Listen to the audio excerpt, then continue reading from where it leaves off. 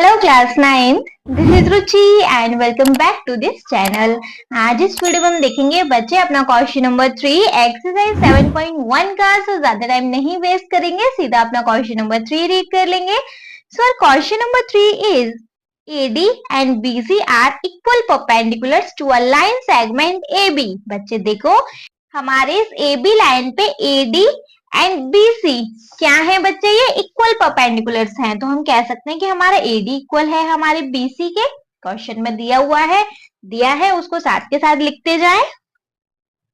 हमें क्वेश्चन में गिवन है कि हमारा AD इक्वल है हमारे BC के।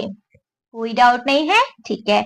नेक्स्ट क्या बोला, show that CD bisect AB। हमें बच्चे शो करना है कि हमारे CD ने AB को बाइसेक्ट कर दिया। बाइसेक्ट करने का मतलब क्या होता है, दो इक्वली पार्ट में इसको डिवाइड कर दिया है। तो हम कह सकते हैं कि हमें शो करना है कि हमारा AO और OB दोनों बराबर है। यही चीज तो शो करनी है, लिख लेंगे।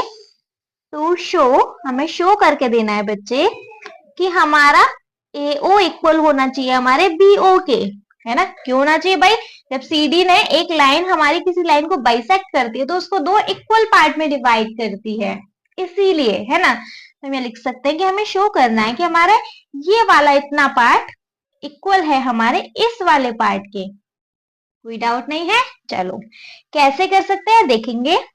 देखो बच्चे, अगर हम इन दोनों ट्राइंगल्स को कन्ग्रुएंट प्रूव कर देते हैं तो bye CP/CD we can say कि हमारा ये AO लाइन इक्वल हो जाएगा हमारे BO लाइन के। क्यों भैया, कॉरस्पॉन्डिंग पार्ट्स है हमारे कन्ग्रुएंट ट्राइंगल के, है ना। तो हमें AO और BO को इक्वल प्रूव करने के लिए क्या करना पड़ेगा, इन दोनों ट्राइंगल को कन्ग्रुएंट प्रूव करना पड़ेगा। ठीक है, अलग से इन दोनों ट्राइंगल को बना लू, सेम ऐसा ही बनाऊंगी जिससे कि आप कंफ्यूज नहीं होंगे।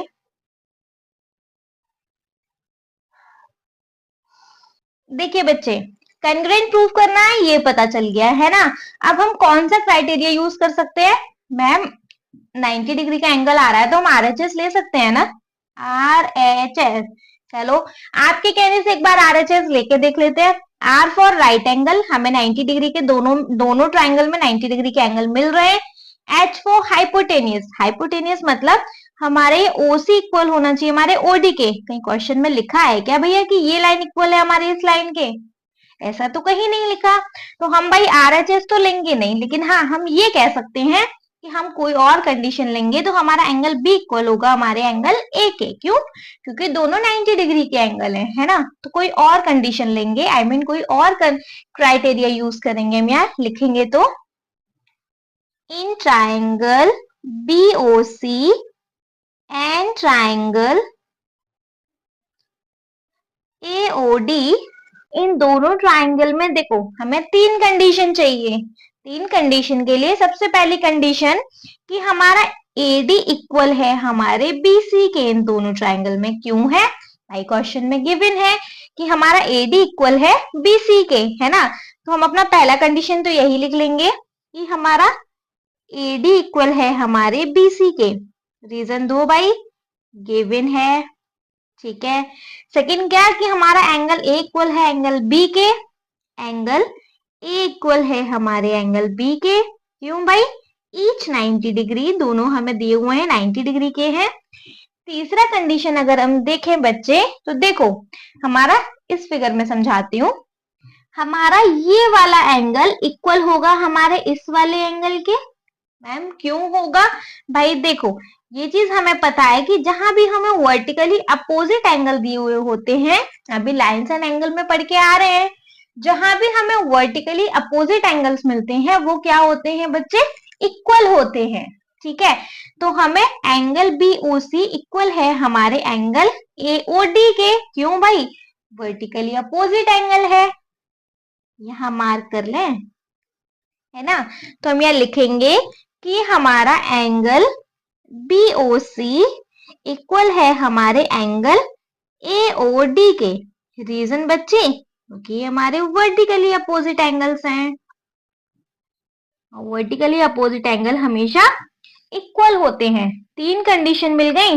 तीन कंडीशन कैसे कैसे मिली है भाई, देखो दो एंगल मिले हैं और एक साइड मिली है, साइड इंक्लूडेड है क्या? मतलब दो एंगल के इंक्लूडेड साइड है क्या?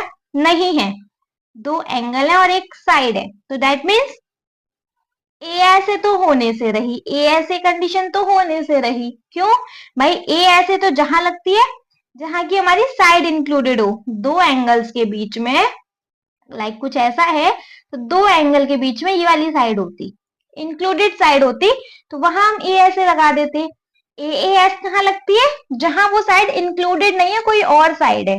देखो दो एंगल ये रहे, इंक्लूडेड साइड ही होनी चाहिए, ये नहीं है, अलग से साइड है, तो हम ये लिखेंगे by A A S congruency, by A A S congruency हम कह सकते हैं कि हमारा ट्राइंगल बीओसी कंग्रेंट है हमारे ट्राइंगल एओडी के। क्लियर है बच्चे?